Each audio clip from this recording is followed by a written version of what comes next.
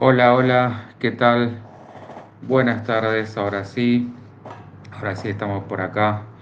Perdón la demora, pero con algunos problemitas para conectar en Facebook. Bueno, un gusto estar de vuelta por acá como todos los lunes en este espacio de psicología integrativa, múltiple, diversa, interdisciplinaria, con este enfoque biopsicosocial y espiritual, como siempre digo. Recuerden que todos estos videos se suben al canal de YouTube. De paso, ahí porfa, suscríbanse, que es en forma gratuita para que les lleguen las notificaciones de los vivos y de paso me ayudan muchísimo a seguir haciendo crecer, seguir, como bien digo, haciendo crecer el canal para poder ofrecer mucho más de este contenido. En la caja ahí de comentarios van a encontrar todos los medios de contacto, así no me extiendo con eso. Eh, por supuesto, sí, recordar que este es un espacio interactivo por el cual lo armamos entre todos. La idea es que ustedes no solo comenten, pregunten eh, y puedan expresar lo que quieran, sino que además, por supuesto, pidan también temas que les interese, cuestiones, además de las habituales, como para que yo todo eso lo tomo y armamos justamente el contenido de este tipo de charlas en función de lo que ustedes soliciten. ¿Está?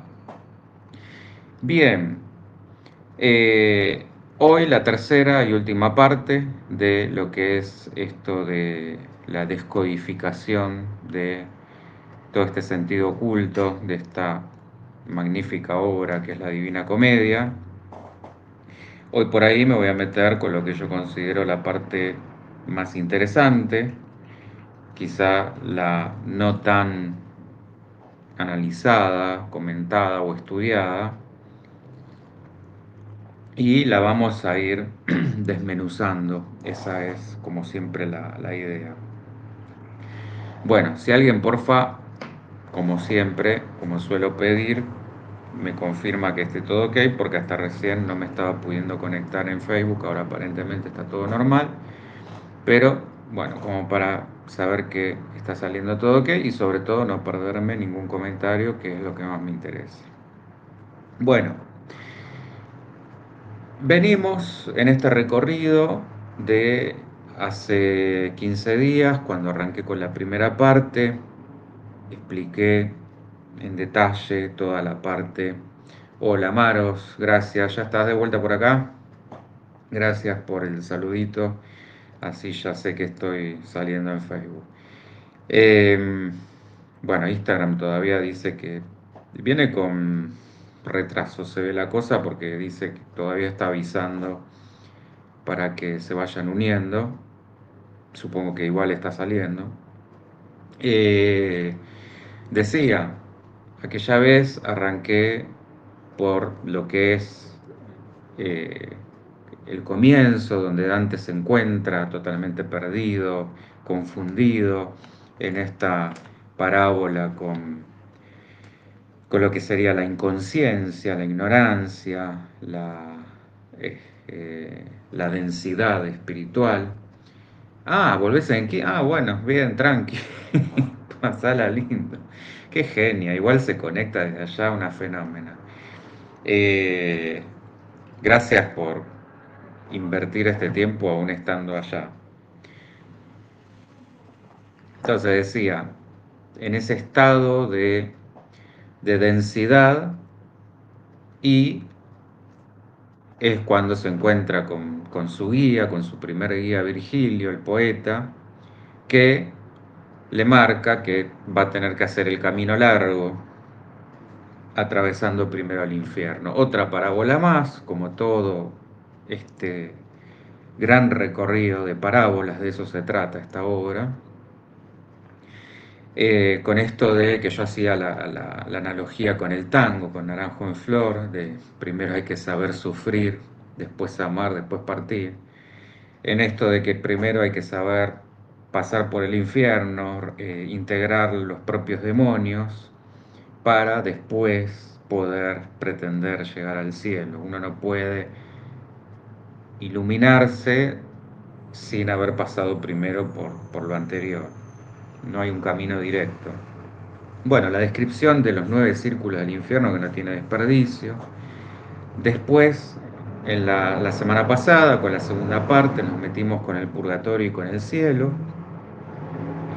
donde se da, como es arriba es abajo, esta otra faceta, la otra cara, que es la parte de la expiación de las culpas en el purgatorio y lo que es la contraparte de los pecados, es decir, la redención de los pecados, la adquisición de virtudes y ya en el cielo todo lo que sería la divinización de la personalidad, la sutilización de los cuerpos. Eh, Hoy, como ya anticipé, me voy a meter con la parte mucho más simbólica, con la parte mucho más oculta. Si bien todo es simbólico en la obra, hoy sí, más desde el lado hermético, más esotérico. En la charla anterior, yo les mencioné por arriba el enlace con la alquimia. Bueno, en esto en el sentido de transmutación de la materia.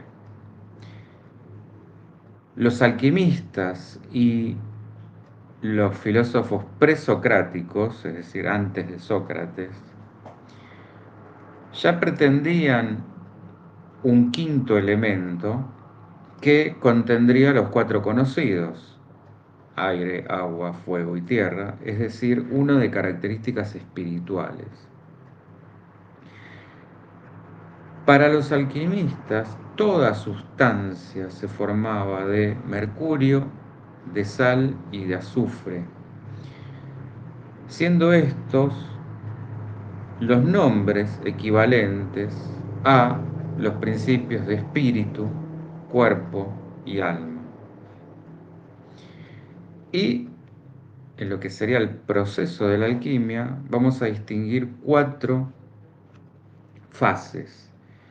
La melanosis, esto sería, igual ahora yo voy a explicar detenidamente cada una, pero la melanosis sería el ennegrecimiento, igual vayan haciendo la analogía simbólica.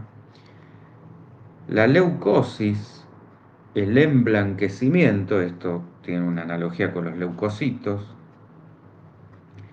La guantasis, esto sería el amarillamiento. Y la iosis, el enrojecimiento.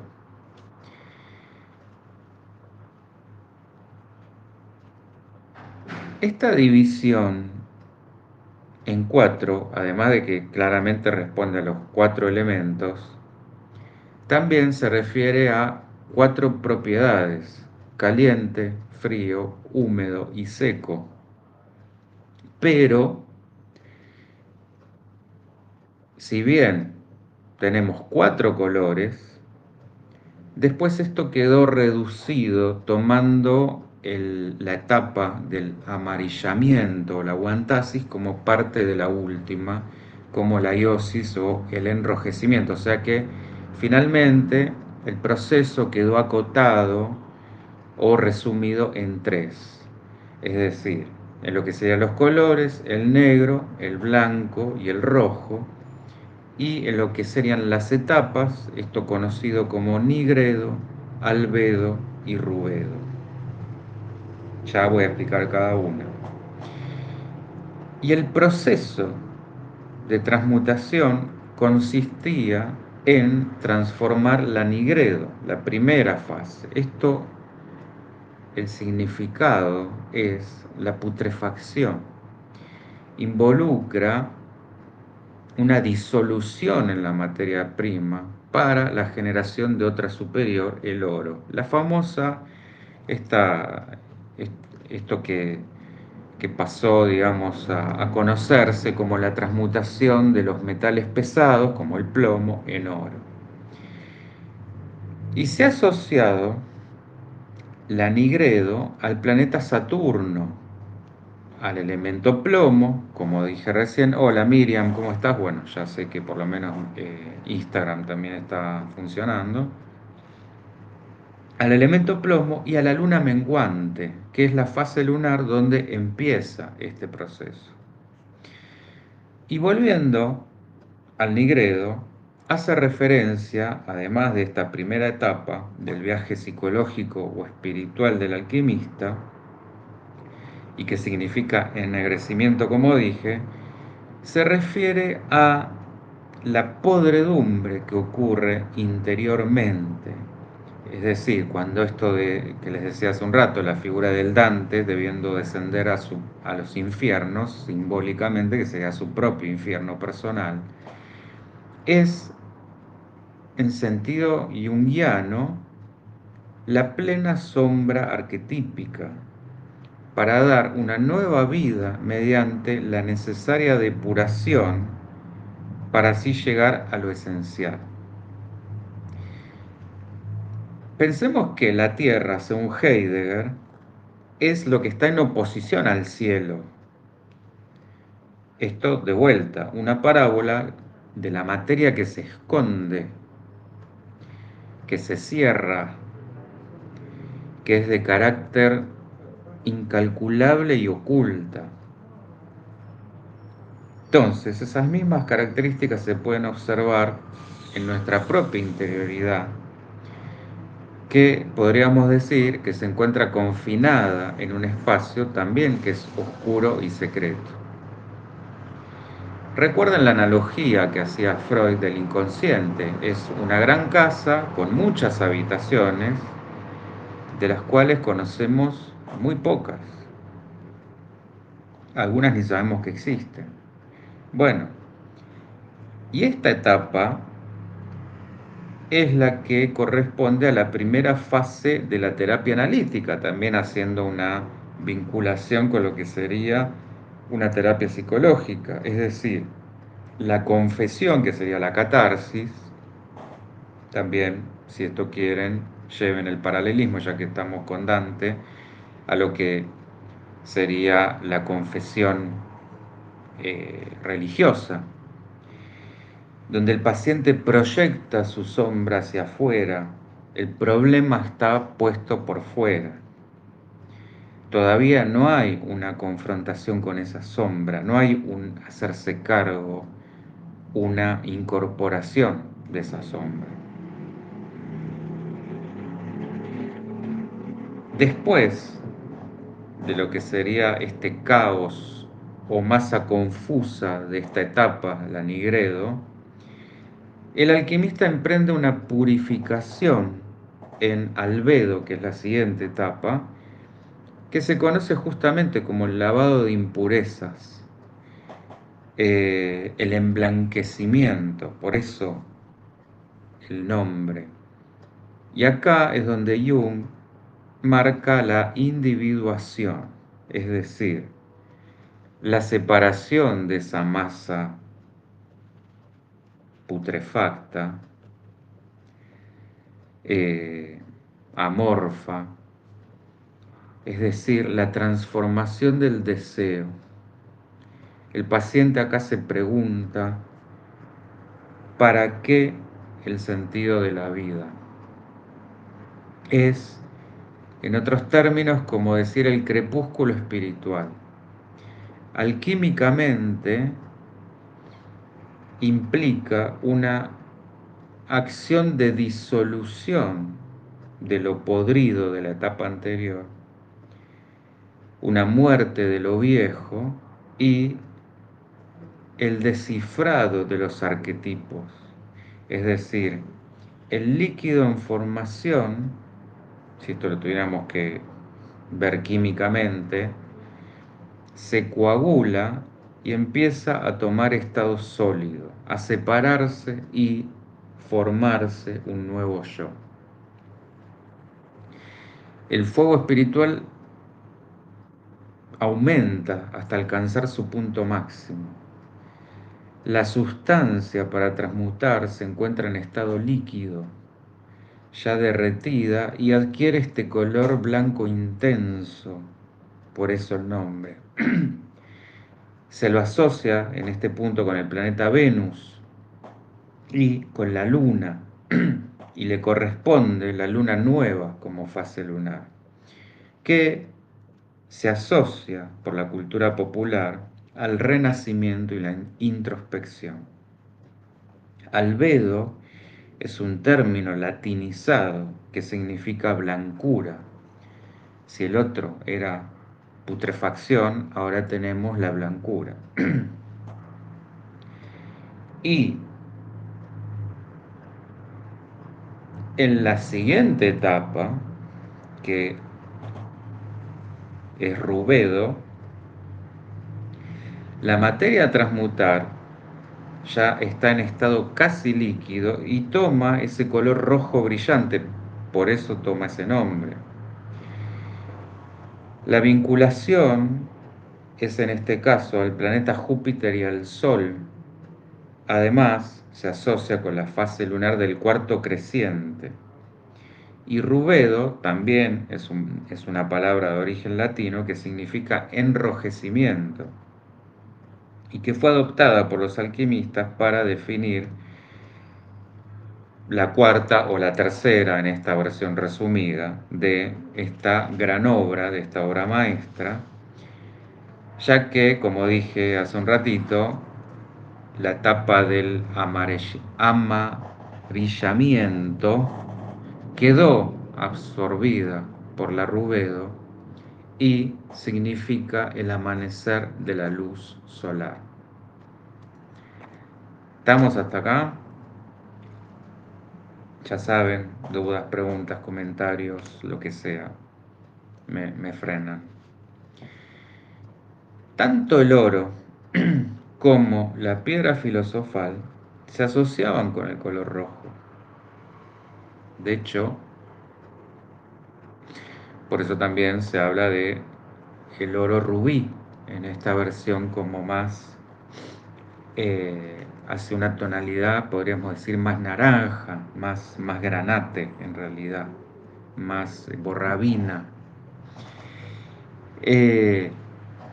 Porque el rubedo marcaba el éxito de la alquimia, el proceso alquímico y el fin de la gran obra, que en realidad, en esta cuarta etapa, lo que Jung llama es alcanzar el sí mismo, el self, el yo mismo, el conócete a ti mismo, la autorrealización o el autoconocimiento, el alcance del Dios interno. Vendría a ser como la última llave de la terapia, la sublimación, pero no en el sentido freudiano de encontrar un fin más noble para las pulsiones, porque en el sentido alquímico no se reprime nada, es la consecución del lápiz, lápiz con S al final, que en latín quiere decir piedra, lo que conocemos, que dije hace un ratito, como piedra filosofal, también llamada flor de loto. Acá la analogía con la flor de la vida o con la rosa mística, si se acuerdan, escenas del capítulo anterior, cuando el Dante en el cielo puede divisar la rosa mística. O asimismo, la figura de Cristo, el unicornio o el hermafrodita coronado. En esto de vuelta, volviendo a Jung, de la unión de los arquetipos hombre-mujer, masculino-femenino, como el verdadero matrimonio alquímico. Un proceso que nos ha llevado del oscurantismo, de esa sombra, a la iluminación, de la melancolía que produce el primer choque de aceptar lo podrido que llevamos dentro hasta el júbilo em,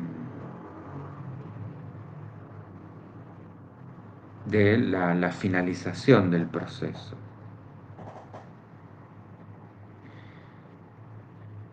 Repasando la numerología, de lo cual hablé bastante la semana pasada, pero hoy me voy a meter mucho más con eso.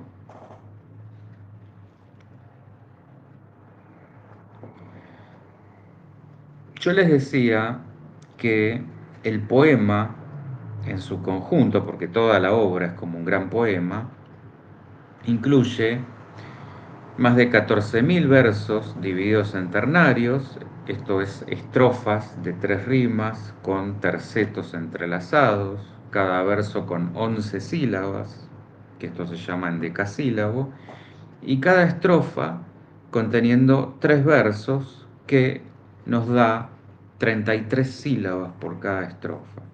Bueno, yo ya les dije que el 33 es un número maestro para la numerología, como para la orden masónica y también para la metafísica. Cristo murió a la edad de 33, lo que suma 6, que representa otra vez la unión de opuestos, pero además la iluminación. Y para los que les gusta el lado B de la historia, si prestan atención a la bandera de la ONU, aparece la Tierra dividida en 33 partes, rodeada por ramas de olivo que representa la victoria. Ahora me pregunto, entre paréntesis, la victoria de quién o de quiénes, eso ya es otro tema, quiénes eran estos 33. Pero bueno, una pista nos da, o nos la puede dar, el paralelo 33. Que tenemos el paralelo norte y el paralelo sur. En el paralelo norte se dice que fue donde sucedió el accidente de Roswell en 1947, donde supuestamente cayó un plato volador, donde se ubica Disneylandia, que siempre jugó con la magia y no de forma oculta. De ese paralelo se dice que es una zona con gran poder energético, y para que tengan una idea de todo lo que ha sucedido y sucede a lo largo de ese paralelo, atraviesa Trípoli, que fue famosa por la primavera árabe, Bagdad, Cachemira, el Tíbet, Nagasaki, el Triángulo de las Bermudas, Dallas, que fue donde fue asesinado Kennedy. Todos los países más ricos están por encima del paralelo 33 en la parte norte, obviamente, mientras todas las capitales del hemisferio sur están por encima también del mismo paralelo, el homónimo, pero en el lado sur. Y el 3 más 3, que ya les dije, es el 6, que es la suma de los opuestos masculino-femenino, pero también estamos hablando de espíritu y materia, de arriba y abajo. Son dos triángulos, uno hacia arriba, el principio masculino, que tiene por supuesto una simbología fálica, y un triángulo hacia abajo, que simboliza el órgano femenino. Unidos permiten la creación de todo. Hola Yanti, ¿cómo va? ¿Venimos bien hasta ahí? Y desde la geometría sagrada, el hexágono, figura de 6 lados, que conforma el 6, es creador por excelencia. De hecho, toda la geometría sagrada se origina a partir del 6. Todos sus lados tienen ángulos de 60 grados y coinciden con el círculo que se forma a su alrededor. Se lo llama estrella de David o sello de Salomón. Esto es todo un capítulo aparte que ahora me voy a meter. Pero recuerden que hay como 3 números básicos acá que se repiten a lo largo de toda la historia. El 3, que a su vez se descompone en el 6, que a su vez se descompone en el 9. La obra son 3 tomos, tenemos 9 círculos en el infierno, tenemos 9 esferas en el cielo, tenemos la importancia, como estamos viendo, del 6. Y ahora sí, ¿qué pasa con esto de la estrella de David o el sello de Salomón? La leyenda del sello de Salomón fue principalmente desarrollada por autores del Medio Oriente en la época medieval, que relataron que el anillo había sido grabado por Dios mismo y dado directamente al rey desde el cielo. El anillo estaba hecho de latón y de hierro y cada parte era usada para sellar órdenes escritas a espíritus buenos y malos, respectivamente. ¿De dónde creen ustedes que salió la idea del Señor de los Anillos? Vean cómo nada es porque sí, no hay nada inventado. Pero sin meternos en la magia, la naturaleza misma recurre a patrones hexagonales en abundancia, desde la forma de los copos de nieve a cristales de minerales, el carbono, los panales de abejas. Esto no es porque sí, evidentemente garantiza un orden interno y externo que resulta eficaz. Y el hombre lo que hizo fue copiar este patrón en engranajes, en ruedas, en conectores y en la arquitectura. Y si vemos la abeja en sí, es todo un 6. Tiene 6 patas, su panza está dividida en 6 partes, sus paneles, con ese patrón hexagonal, son un ejemplo de eficiencia entre lo que es la resistencia, la economía y el espacio. Y no es casual que en la Biblia se mencione varias veces a las abejas y que la miel, también varias veces mencionada, simbolice abundancia, sabiduría o hasta la palabra divina al relacionarse con la dulzura y con el amor, apelando de vuelta a esa unión masculino-femenino. ¿Está? Preguntas, dudas, vienen muy calladas. Bien, y el 6, aparte, determina las 6 direcciones de los vectores de nuestro universo. Adelante, atrás, arriba, abajo, izquierda, derecha. El hexágono, creado por el círculo, si a esos 2 triángulos que yo decía le sumamos un círculo, representa la flor de la vida, que conforma un patrón perfecto y simboliza la creación del universo. Y en el Apocalipsis se dice que el número del hombre es el 6.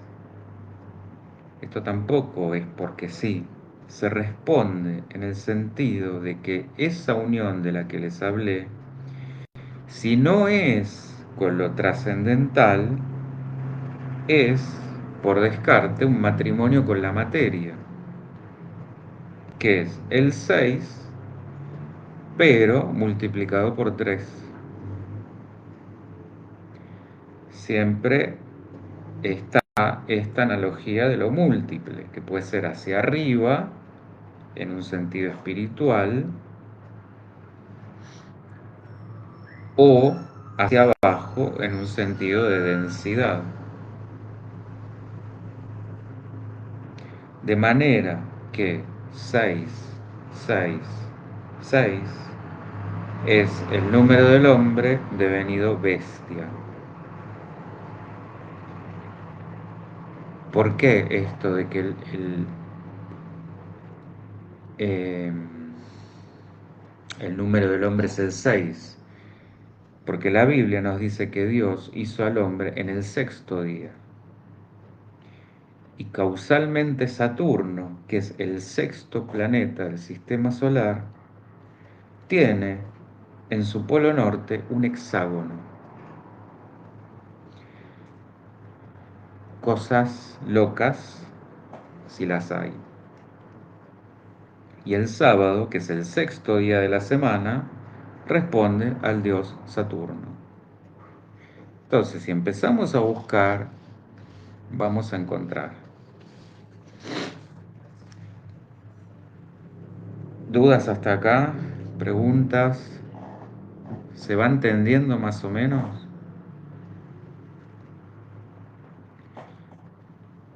En la mitología griega, Urano personifica el cielo o el paraíso. Gaia, que es la tierra, lo eligió y de su unión dio origen a Titán y a Cronos o Saturno, porque en el mito romano son el mismo dios. Bueno, ¿qué pasaba? Urano celaba de sus hijos porque temía que lo podían derrocar. ¿Y qué hizo? Los esconde en el Tártaro. A Gaia no le gustaba cómo Urano trataba a sus hijos y trama con Saturno un plan para matarlo. Maro, me quedé pensando que la miel también es muy representada en la religión judía en sus fiestas. Sí, tiene esa connotación. Bueno, ¿por qué se dice también que las abejas son esenciales para nuestro ecosistema? Que hay toda una preocupación por la reducción de la población de las abejas. La miel tiene justamente todo. ¿Qué hacemos cuando, no sé, una gripe, un resfriado, dolor de garganta? Tomar miel, en el sentido de que tiene estas varias acepciones de dulzura, abundancia. Las abejas son abundantes, un ejemplo de abundancia, de salud, de sanación, de curación. O sea, son todas connotaciones positivas. Y la abeja, por supuesto, con toda esta cuestión de la fertilización, la vida en sí. Eh, entonces yo decía, Gaia estaba muy descontenta por el trato que daba Urano a sus hijos en esto de, bueno, tengo miedo que me derroques, entonces te mando al infierno. Eh, y trama con Saturno un plan para matarlo. Todos divinos, como verán, estas familias hermosas. Saturno, ¿qué pasaba? Era mucho más ambicioso que su hermano, que era, por una cuestión de haber llegado antes, el heredero natural al trono, y le cede su lugar con la condición de que no hiciera lo mismo que su padre si es que tuviera descendencia. Bueno, Saturno, ¿qué hace? Lo castra a su padre con una hoz y esa sangre impregnada en Gaia engendra las furias o las erinias. ¿Se acuerdan? Esto yo lo hablé en la primera parte cuando describió el infierno. Estos eran unos demonios femeninos que custodiaban la muralla infernal de Dite, que era la ciudad infernal. Tres divinidades infernales femeninas que vengaban a los criminales. Teníamos a Alecto, la implacable, que castigaba los delitos morales, Megera, la celosa, que castigaba la infidelidad, y Tisífone, la vengadora del asesinato, que castigaba los delitos de sangre. Y también en esta unión de Gaia y de Urano nacieron las ninfas de los árboles, que también aparecen en la obra, y que eran las que se acuerdan en el bosque de los suicidas, los que apresaban y no dejaban salir. Y también aparecen, o, perdón, dan origen a los gigantes o los nefilim que aparecen en la Biblia. El miembro de Urano es lanzado al mar, se lo llevan las olas, y de esa espuma, ¿quién nace? La bella Afrodita. Urano maldice a sus hijos y los llama titanes, condenando a Saturno a que uno de sus hijos también lo derrocaría. Y esto de alguna manera anticipa el futuro golpe por parte de Zeus y los olímpicos contra los titanes, la famosa guerra. De hecho, en la Teogonía, que es un poema de Hesíodo, podemos encontrar la narración del origen y el árbol genealógico de todo el cosmos. Y para esa obra hay una distancia equivalente entre el infierno, la tierra y el paraíso, o sea, Tártaro, Gaia y Urano, de manera tal que si lanzáramos un yunque desde Urano, tardaría 9 días y 9 noches en llegar a Gaia y otros 9 días y 9 noches en llegar al Tártaro. Todos estos números son, por supuesto, parábolas. Yo dije desde la primera charla que tuvimos, no hay que tomar nada literal acá.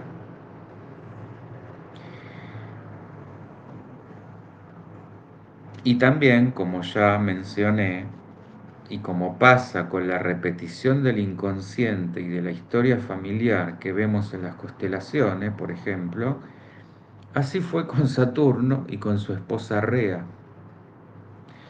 Saturno, ¿qué hizo?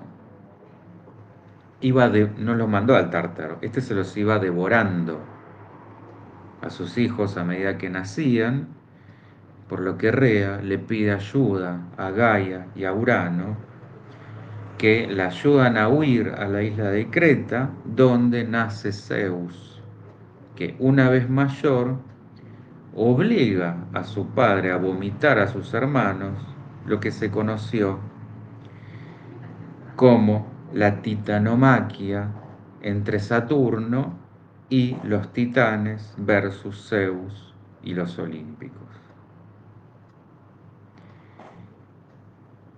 Y fíjense lo interesante de esto, que el equivalente romano de Zeus es Júpiter, que la leyenda dice que venció a su padre, pero no lo mató. Esto es la gran diferencia. Acá cortó la repetición, el karma familiar, la historia que se venía dando eh, de las generaciones anteriores. Cortó el círculo. No lo mató, lo derrocó, lo desterró del cielo. Saturno fue reducido a mortal, convirtiéndose en un glorioso rey que restablecería la edad de oro original del hombre, porque su gobierno permitió leyes, permitió el orden, la abundancia, esto que decíamos con el tema de la miel. Por eso también se lo asoció con la agricultura y con las cosechas. Fíjense cómo todo se une, porque originalmente Cronos uno lo asocia con el tiempo. Bueno, tiene estas dos vertientes. El tiempo por esta cuestión de La finitud, por eso, con tal de no ser derrocado o mandar a los hijos al infierno o comérselos, y una vez vuelto mortal, aceptando esa finitud del tiempo, quedó relacionado con el tema de las cosechas, la agricultura, la parte de la abundancia. Pero además, los dos componentes astrológicos, la abundancia asociada a los planetas gigantes, Júpiter, el mejor ejemplo, y la justicia kármica asociada a Saturno. Vieron que, a ver, no sé nada de astrología, pero se dice que cuando tenés una aproximación de Saturno es porque inefablemente te está marcando un ajuste kármico. Y lo interesante del mito, un gigante vencido por otro, es decir, Júpiter derrocando a Saturno. Y por supuesto, si quieren, hagan sus equivalencias míticas con lo que hablamos del padre de la horda primitiva de Tótem y Tabú, o con la madre devoradora, la madre cocodrilo de Lacan, ya que estamos. Volviendo a los números, entonces, tenemos a lo largo de toda la obra repetido el 3 en sus múltiplos 6 y 9, formando un equilibrio que se rompe intencionalmente con el 10. Esto tampoco es porque sí. Los círculos del infierno son 9 más 1, porque tenemos los 9 círculos más una antesala o un pre-infierno. Los círculos del purgatorio son 7 más 1, un antepurgatorio. Y las esferas del cielo son 9 más el empirio. El número 10 da forma a una figura que se llama la tetraquis, que es un símbolo místico que representa el número 10. Esta figura lo que viene a corroborar es la suma 1 más 2 más 3 más 4, o sea, que resulta de la suma de los 4 primeros números enteros, o el 10 cabalístico, donde el 10 consta de componentes que pueden ser considerados como entidades separadas y sin embargo se suman para conformar un grupo de 10, lo que llamamos una decena. Es el primer grupo que podemos descomponer unificándolo en un término que parecería ser individual, pero representa un 10. O mejor dicho, 10 es una unidad que consta de componentes. Y aparte de esto que yo les decía, el 1 más 2 más 3 más 4, obviamente relaciónenlo con los 4 elementos, con las 4 fases de la alquimia que mencioné, con los 4 cuerpos inferiores, físico, etérico, emocional y mental, etc. Y después tenemos el 3, repetido en 3 guías, Virgilio al comienzo, Beatriz y al final San Bernardo. Todo esto, vean el episodio anterior. 3 ríos, el río Aqueronte es el primero de estas lagunas infernales en el infierno, los otros son el Estigia y el Flagetonte, 3 fieras, si se acuerdan, cuando Dante comienza en ese bosque, en esa selva oscura, y quiere irse directo al cielo, se le cruzan 3 fieras que no le permiten seguir el camino, una pantera, un león y una loba. vean el primer episodio con la simbología de cada uno. 3 escalones en el purgatorio, negro, rojo y blanco, como los estados que comenté de la alquimia.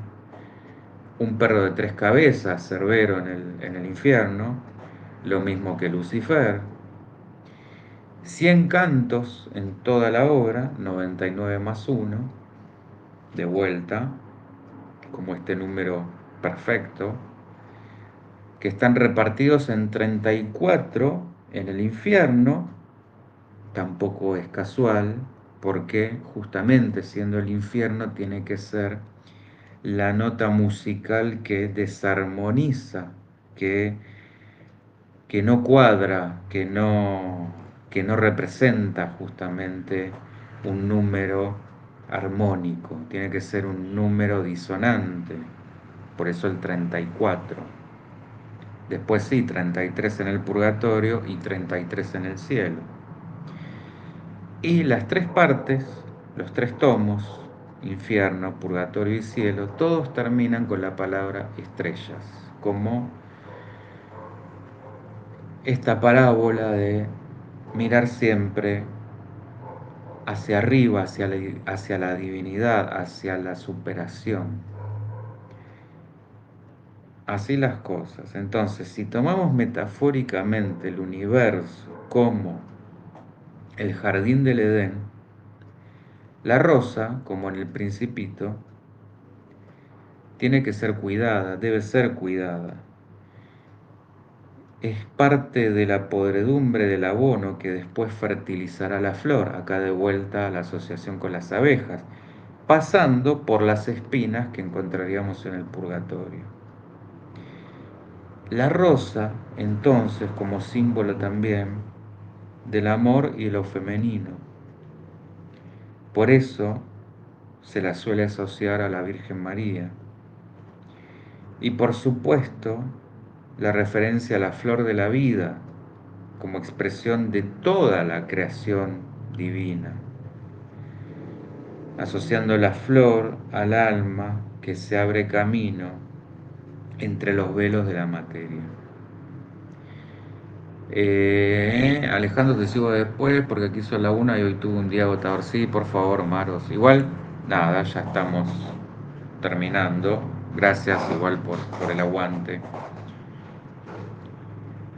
Pero bien, ¿estamos? ¿Dudas, comentarios, preguntas? Recalco, ¿cuál es la idea de esto? Aprender a leer estas obras clásicas eh, irreemplazables, más que necesarias, de otra manera.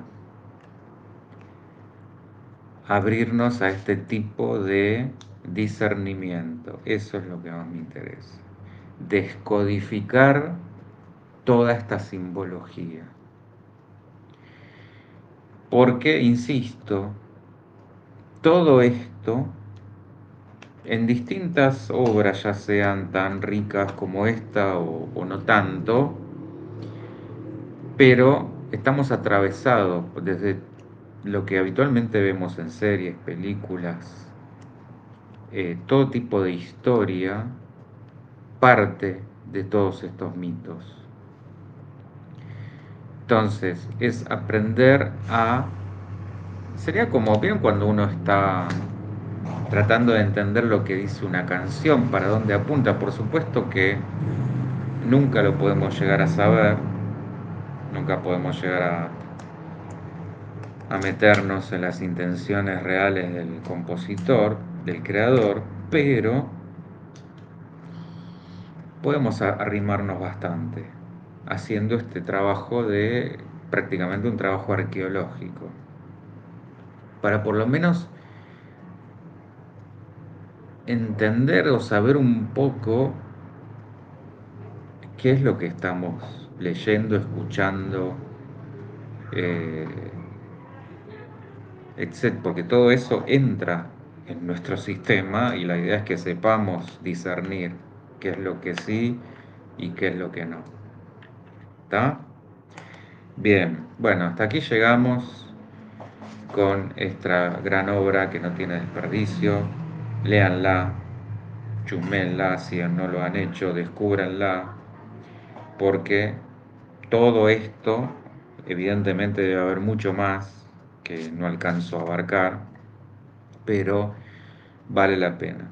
Vale la pena porque, insisto, de todas estas cosas estamos construidos. Entonces, por lo menos saber de qué estamos construidos para empezar a repetir lo que vale la pena y no repetir lo que no vale la pena.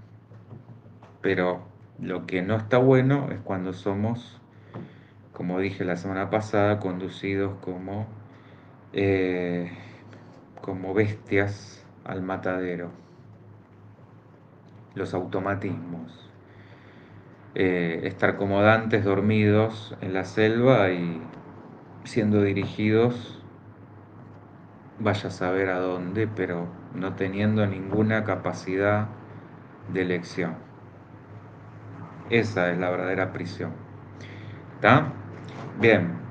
Bueno, muchísimas gracias ahí por estar como siempre al otro lado. Ya la semana que viene con tema nuevo, para quienes por ahí no les gustó, no les interesó tanto esto. Pero bueno, espero volver a encontrarnos y nada, será hasta el próximo lunes en el mismo horario. Muchas gracias, nos vemos, chau chau.